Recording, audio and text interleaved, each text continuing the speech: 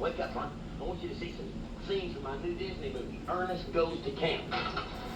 Look. No, well, not this part. Don't look at this part. I'm not in this part. Have you ever had any group leadership experience? I had an ant farm once. I'd like to be a counselor. Walt Disney Pictures proudly presents What do you think you're doing? Ernest P. Worrell. Don't ever do this to a family of bachelors. He'll make you laugh. He'll make you cry. I need to talk to somebody. Because now he's made a movie. Ernest Goes to Camp. It's the one movie that's got it all. Danger. Is this venture small as a needle? I did it! I just delivered bird, baby! Suspense. Romance. Good night. Is that a rabbit over there? And actual nature. That's poison ivy.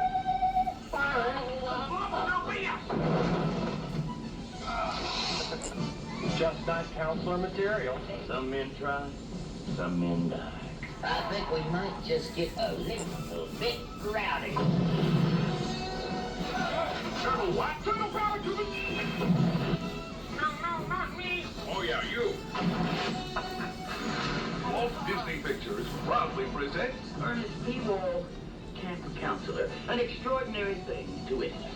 now in an extraordinary new movie for anyone who's dumb at heart. Ernest Goes to Camp. Well, I figured I'd keep the summertime collection going on since this is the last week of school for some states, and other ones have already finished, I do believe. So I figured, and some don't finish till the end of June, but I figured I'd get a jump on these summer movies, and why not kick it off with Ernest Goes to Camp?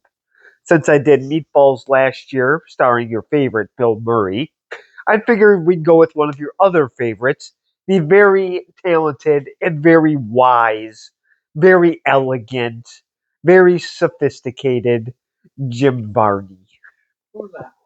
the guy who plays Ernest P. Worrell. He's annoying. She will send the apology letter to wherever Jim Varney is in the afterlife. We will find the address. So, yes, I will be reviewing it right after this. Look what I found in my daddy's closet. You know, I bet you this is from the big ones. You know, WW2. Boy, I bet them were some great times. I know, because I never miss Hogan's Heroes on WDBJ7. You know, with Schultz and Hogan and Commandant Klink. Hogan's Heroes. Weekdays on your hometown station. You know, Vern, this must be some kind of a cigarette lighter. I know nothing. I see nothing.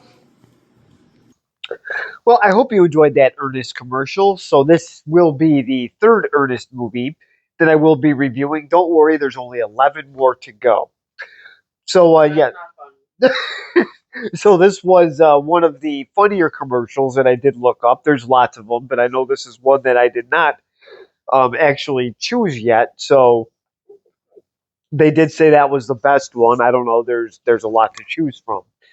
So yes, there are several more Ernest movies to do. So this is only the third out of many. So there's not 11, but it's close. So So Ernest Goes to Camp is actually the first Ernest movie. This came out in 1987, and my bride-to-be is very excited that I chose an Ernest movie. She could not wait. She was jumping for joy. She was crying tears of joy when when, when I decided to choose Ernest Goes to Camp. So this did come out in 1987. And we all know that I've done a couple movies from this year, Harry and the Hendersons being one, and also Good Morning Vietnam. The top movie I do believe was I think it was Beverly Hills Cop 2, and then there was Three Men and a Baby. There was also the movie Wall Street came out. The Lost Boys came out. Oh yes, Fatal Attraction. Another wow, Michael Douglas was busy that year. So there were quite a few movies that did come out, and here oh that's right, I already said that. There were actually a pretty good amount of good movies that came out in 1987. Dirty Dancing also falls into that list with the very annoying Marcia Gray. So going now to a somewhat more entertaining movie than Dirty Dancing, um, because I guess mediocrity was big for that movie with the very talentless Marcia Gray and Patrick Swayze. So this is the very talented Jim Varney, and also there are some other co-stars in this as well. So we all know Jim Varney was in Beverly Hillbillies. He was the voice of Slick. He was also in obviously all of the Ernest movies, and like we said before, I believe he was a Shakespearean actor. In his, I think I looked some stuff up with him with being in college, and I think there were some things that were a little bit unclear. So I'll get to that during another Ernest movie when I can actually look into it. So, or if I remember, because I know I did look this up a while ago. So, anyways, there is some co-stars in here that are pretty entertaining, and John Vernon is one of them. He was in the Dirty Harry movie. He was also the dean in Animal House. So he does make his way as another antagonist in this movie, as he is. Oh yes, going back to John Vernon, he plays Mr. Crater, and it is the Crater Company that is looking to get rid of this Camp Kikiki, where Ernest is trying to be a counselor at. So he wants to. How do you know he's failing? We haven't even done a clip yet. I've seen the trailer. But it's going to take a lot more than it. But he's trying very hard. So yes, and John Vernon being the antagonist, he wants to cut down all the trees. He wants to just pretty much build. I believe it is. I think he just wants to build houses on it. But I have to remember. So he does kick some people off their property because he's buying their land. So this guy's just all around bad, and his little flunky, um, Lyle Elzado, is actually in this movie. He was an Oakland Raider, maybe Los Angeles Raider as well, and that roided up a monster is in this movie as another antagonist. So he is sort of the guy that gets people out of there. He's the big, muscular construction guy that is working for Mr. Crater. He's part of the construction team. So I guess if you get a roided up monster like that, he'll take care of anybody. So, and of course, Lyle Lozado did pass away due to, well, heart disease, probably caused by steroids. So, so we also have Iron Eyes Cody, who is a pretty good character actor. He is actually a very interesting story. He plays a he did actually he's Sicilian, but he took over the Native American culture, so he liked it. So he actually did start wearing the headdresses, and he started speaking some of their language. So he actually became a Native American. He adopted their culture because he really liked it. There's also the famous commercial he's in where somebody pollutes, and then he sheds a tear because he's really upset that, well, that we'd like to pollute our wonderful planet. So he is also in this movie. And then we also have, I forgot her name.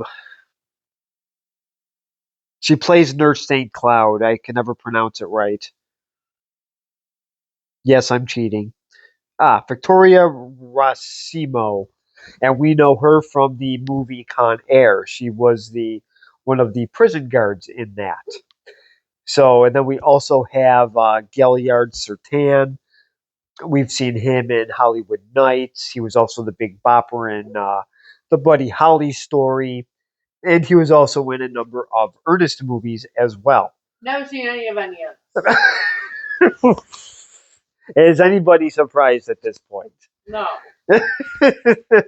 So the story here is very, very simple. Obviously, Ernest is working at Camp Kikiki. He's pretty much getting the bathrooms ready.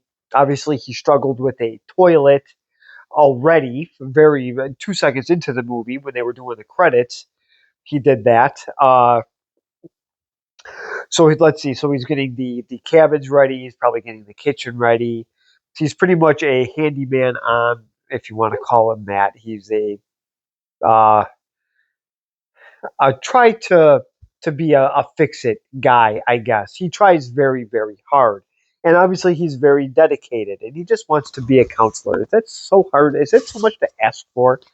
So so he is looking to do that. Then, like I said, the creator company is looking to destroy the camp. He wants to buy it, and the Native American family actually owns it near St. Cloud, and the chief, played by Iron Eyes Cody, they own the land, and they're trying to get him to sign it, but he doesn't understand English, so.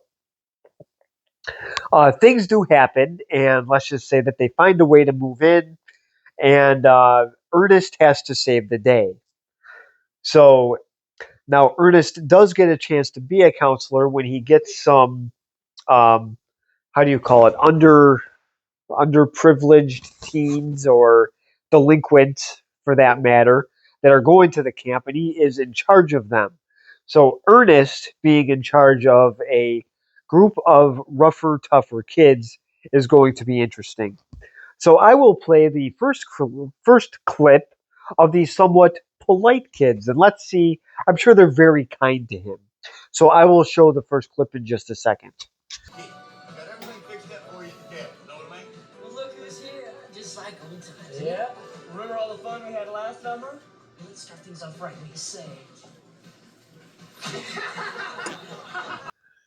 Sorry, I don't have a chalice like report of the week, but I hope you enjoyed the first clip there. So we're already getting Ernest.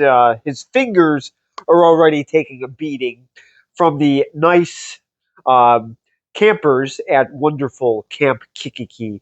So now the next clip I will show, we get to be introduced to the wonderful cook, Jake. He's uh, he's making some good stuff for the new delinquent campers that Ernest picked up, and of course they obviously gave him a hard time. So we get to meet the cook and the wonderful delinquents that came in. They actually aren't as bad as they seem. I think they're just kids that are just trying to act cool.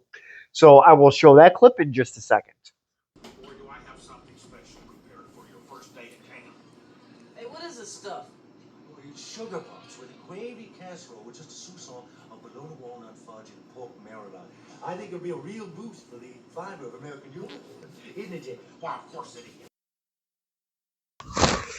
Well, these are the two little chefs here, and they're just experimenting. I think Gordon Ramsay would be very, very. I think he would be quite impressed with their creativity. Probably not real good on the taste because they don't have any cream in their stuff, and that's all Gordon Ramsay likes to use. So the campers seem to like it, but they eat prison food. So obviously, this is an upgrade. That's a good thing. So now there's a little bit of a fight in the cafeteria already. That did not take long, but don't worry. Ernest hears it, and he's going to be coming to the rescue. And Ernest is a pure disciplinarian, and I will show you that in just a second.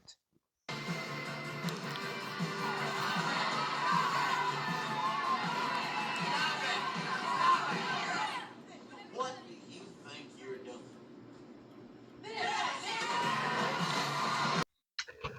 Well, so obviously Ernest tries to intercede. I guess they kind of beat the bejeebers out of him, and then they also threw a tray in his face, and then one of the wonderful juvenile delinquents hit him with a pan, He went right into the poison machine. Oh, I'm sorry, Coke machine.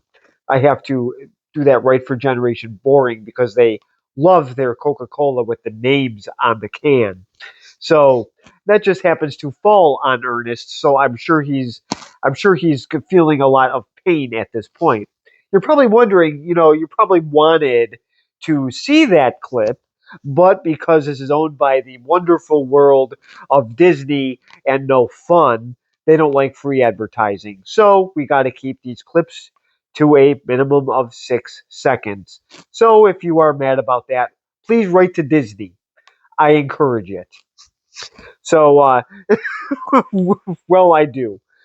So there were some other scenes too. Ernest tried out the wonderful Chef Jake's food, which looked like a pile of poopy, pretty much, and they put it in his mouth. I don't know what it was supposed to be, but it did not look good. It looked like something out of a MamaCon host, something that he would do in the bathroom, or the lady for that matter. So there were some other things going on here. The younger delinquent can't swim, and the counselor decided to throw him in the water. Obviously, you cannot do that these days. This movie's probably banned now, due once again to Generation Boring social justice matters. So Ernest does save him, and now the wonderful delinquents are going to really take it to their Mr. Counselor here, who did try to get the kid to swim. They're going to teach him a little bit of a lesson, and this is how Ernest becomes their counselor. So I will show that clip in just a second. Everybody in the water.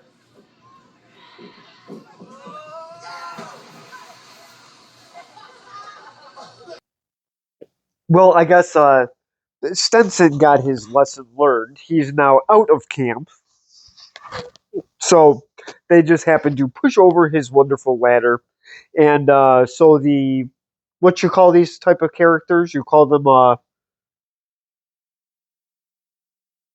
Which one? the ones that are mean. Douchebags? Oh, there we go. Yes, and that's what this guy was. So he's now out of the picture, and now Ernest is now taking charge of these wonderful children.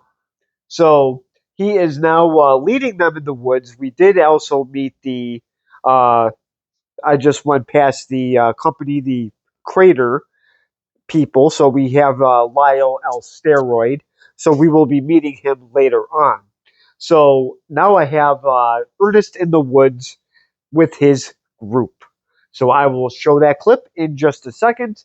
He's going to make Wildlife very upset. So I will show that clip. Just sit back just for a second. Actual legend. Badgers, Maximus, Ferocious, with the young. The young look just like the regular badgers, only smaller. There's a lesson to be learned. Although they look cute and cuddly, don't ever do this to a regular badger. Have a give. So this is one of my favorite parts of the movie. I do like how he just randomly just does this to the family of badgers. That obviously wasn't a good idea. They ripped him to shreds.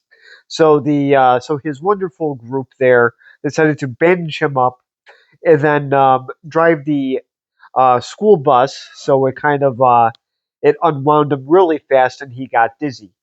So with this all going on, now Mr. Blanche, who is works for Crater Industries, is now trying to uh, get the old Indian chief, and that is his name in the movie, to sign the papers.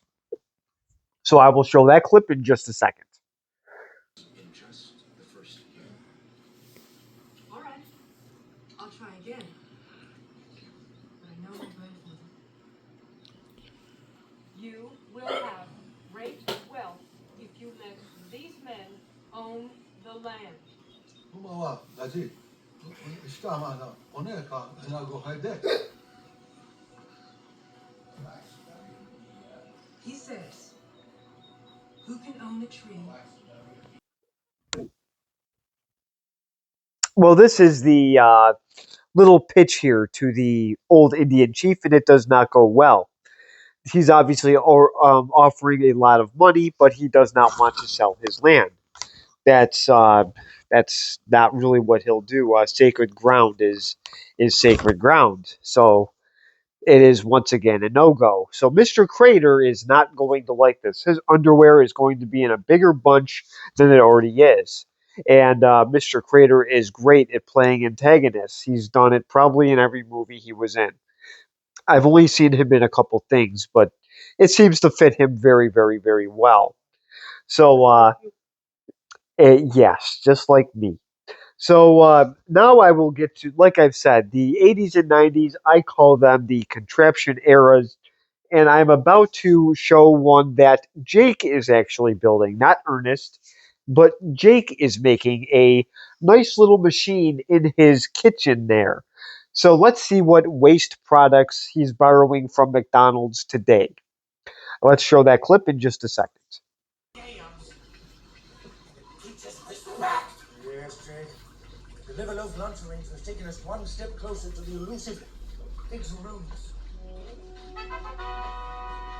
Ready, Eddie? Lobster BS! No, not the lobster BS! Well, there's the wonderful contraption here. I know what you're thinking. These guys are actually making this food really gross. Well, I hate to say it, but the food does look a lot better than Arby's or Wendy's or McDonald's. At least these guys at least they're using lobster, and at least I hope it's real meat. I mean, maybe it's not. Maybe it's a Subway rented out recipe or something. But well, I think maybe Report of the Week should maybe look into this, and maybe he should do a review on um, camp food, for instance. So now I will show the next scene here. We finally get to meet Lyle L. Steroid. He's invading somebody's house. I don't think you can do this in real life. I'll show you what I mean. I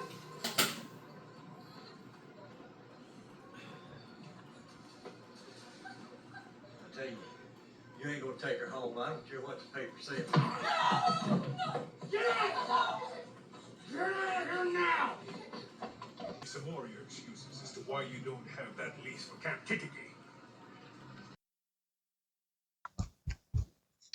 Well, I don't like I said before. This is very this is pretty edgy for a Disney movie. I guess this is something that the creators actually learned from Walt Disney himself. I wonder if he actually did stuff like this to get his parks ready. So this is how he got the land for his amusement parks. I guess he just threw people out of their houses. It wouldn't surprise me. So what? He wasn't a nice man. No, he was not. No, he was not. So, yes, this is Lyle L. Steroid. For those who don't know, he's one of those few Raiders who took steroids, and obviously he's not with us anymore. So, there is the evil Mr. Crater, who is right there, and it looks like he's angry at Mr. Blast for not being able to get Camp Kikiki. So, now we will skip well ahead here. The campers here are doing a contest, and they actually built a teepee that actually looks really, really nice. And they're celebrating with some. Ernest has a scary story that he's going to tell. And then, of course, the old Indian chief has a story that maybe isn't as entertaining. So I will show Ernest's story of the Hookman in just a second. And there, staring back at him, was the Hook Man. So he stopped for the gas, and he tore out of there. And the next day, Burton went out to get in his car. And there, hanging on the rearview mirror, was the Hook. I thought it was supposed. Well, just had to check our connection. We really don't want a Polish Pegasus moment here. So, obviously Ernest here telling his little scary story of the Hook Man. It always makes me laugh when he does the thing with the beak of his hat and he tips it up and then he does his corny laugh. So to me, I would actually laugh at this story. I don't think the campers really enjoyed it that much, and I actually do think that they enjoy the old Indian chief's story better, even though I always laugh at Ernest. So moving on, the Crater Company does end up moving in.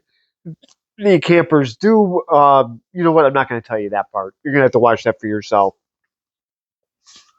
And so I am going to show the final clip of pretty much Camp Kikiki trying to keep their land to their themselves.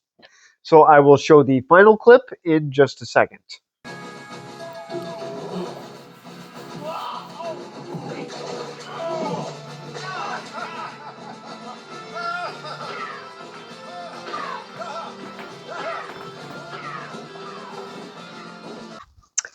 Well, I have a guest. It's a little late. I'm doing the review, Stimpy. You didn't get to see any of the clips or anything at the beginning. Whatever. So this is the final clip I'm going to show, and it looks like that the old Indian chief here is finally laughing and having a good time. So I guess the tomahawk is out of his butt. So he is having a great time with this. So the and also you have wonderful chef Jake there with his contraption, um, just throwing all this food, I believe clamshells and some other things at the crater workers. And of course, Ernest decided to make his own contraption. Like I said, the contraption era at its best. Hey, at least these were actual original ideas, and they came from John Cherry himself. Probably Ernest had, or Jim Varney had something to do with that as well. So I definitely give the creativity some type of credit there. I don't care if this is an Ernest movie. I actually like this better than some others. So now that I'm actually going to get to the review now, I think that there was. I know the story is kind of a corny kid story, but it's at least original. It's fun. It's a good summer movie. I've always watched it over the summer since I bought this on Amazon. So so this is something that I did watch on network TV with unfortunately commercials, but it was still a good time, and we put our parents through, um,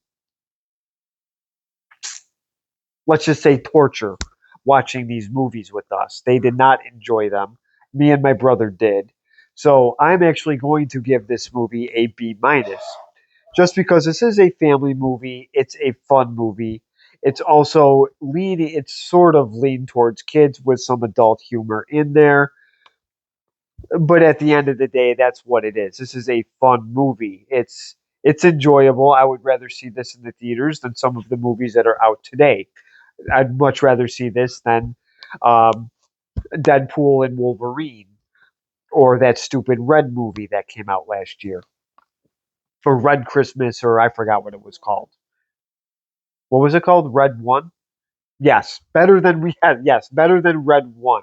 So I think the cast was done. Oh well, yeah, but Lilo and Stitch was fine. That was a decent movie.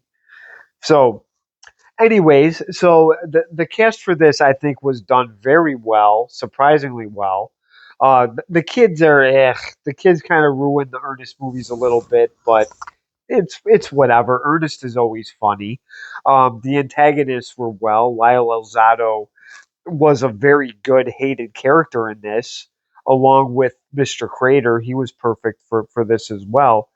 And then you have Iron Eyes Cody in this. He was a very he was actually really good. The nurse that plays Nurse St. Cloud was good. Um, it's like I said, just the kids really weren't. The head camp counselor was kind of a dork, but he was all right. So overall, this definitely deserved a B minus movie. Do I recommend this? Yeah, I'll recommend it to kids. I'll recommend it that are people my age would probably enjoy this as well. So now my parents, on the other hand, they would like to punt this movie like a football. So comment below, subscribe if you want, and thank you for watching.